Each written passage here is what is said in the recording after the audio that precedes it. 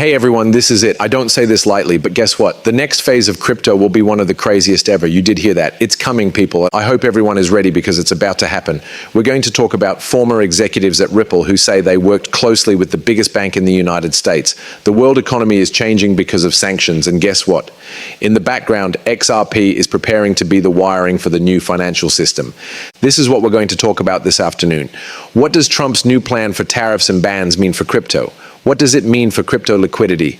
Why Ripple's comeback is bigger than people think? How are banks already moving on the XRP ledger? Finally, how long will this bull run last? It might last a lot longer than you think. This isn't just another video, people. This is the plan for the next wave of trillion-dollar coins, and people who own XRP should pay attention to what's coming.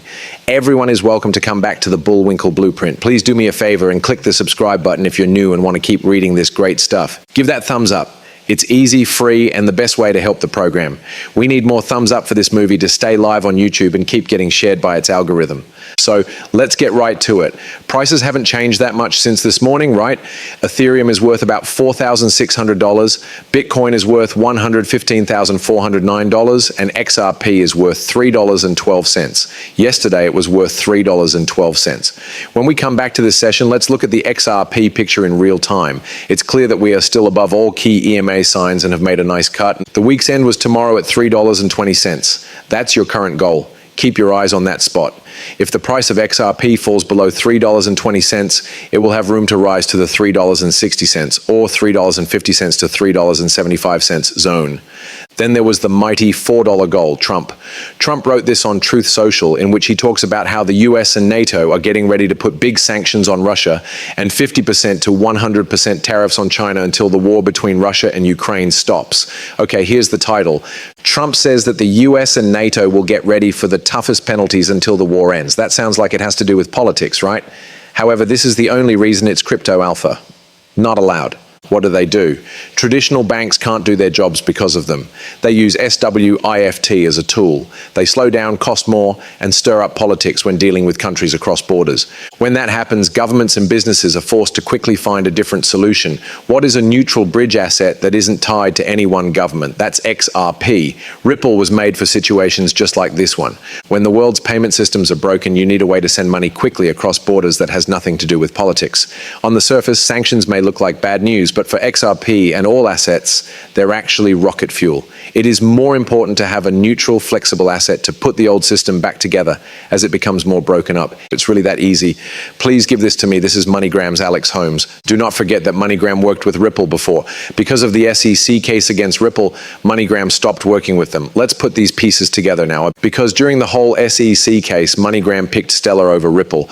It wasn't about how strong the product was. It was about getting through. MoneyGram didn't want to get involved with Ripple and the XRP mess that went on for, what, 4 years? I see what you mean. That makes sense. Not a problem. But what do you know? By the time the case was over, you had already added Ripple's plumbing. You could have just written that one line of code that said, hey, let's turn you off. We're going to turn it back on. The attack is over now, though. The SEC lost to XRP. The SEC lost to Ripple. That means it's no longer the risky choice. It is the proven winner. No XLM, they haven't been proven to survive. As of now, we don't know if we'll wake up one day like XRP. The SEC is after Stellar and XLM coin. Ripple's offering isn't like other solutions that work across borders. There is a lot of money in it. It's made to handle a lot of people sending a lot of money, not just small amounts. Now that the regulatory weight has been taken away, the real usefulness phase can begin. Institutions that used to stay away from Ripple are now looking back at them and thinking, so damn, they actually made it through the fire. This is why people who own XRP are in such a strong situation. People, the cases, and the news stories were just practice runs. Every one of them was just a practice. The curtain is now going up on what we like to call the main show. Please listen to this clip first, then we'll talk about Banks and David Schwartz and what he confirmed. Jed McCaleb helped start Ripple and later went on to start Stellar. And so I want to know why you thought Stellar would work better than Ripple. The Ripple product was really, really different, right? We did a lot of back-end work at dealing foreign exchange across borders. As we've said many times, I think the process and technology work, and we had a great time with Ripple. They do tend to focus on a lot of the back-end stuff. It's clear that they care a lot about how money moves across borders through RippleNet. As you know, the changes and challenges that the SEC brought up made it hard for us to keep working together the way things were set up. So we both decided to end the relationship. The way we work together with Stellar is very, very different. It's a lot more about the end user and being able to use both regular currency and the stable coin. So As a very relationship, Stella came to us with the idea. We liked it a lot. In other words, MoneyGram wants to be very aggressive and forward-thinking when it comes to new ideas, blockchain progress, and thinking about how we can connect these two very different worlds. We're happy about it, and I believe it's a good relationship. Hi friend, I hope all is well with you. Also, does anyone remember this clip? This is David Schwartz, and this is where things go completely crazy. The CTO of Ripple stated that banks have already started to use XRP. Do you know about Ripple Bank? Well, the XRP system will be the only thing that will work. Don't forget that if something uses the XRP system, it uses XRP. It's a done deal.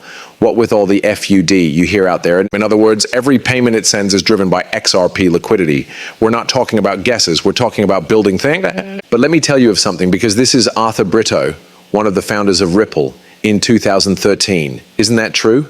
He told me, and I quote, "I think Ripple will eventually back bonds in the bond markets." People, that quote wasn't made up. Those were the plans. Let's go to the present day.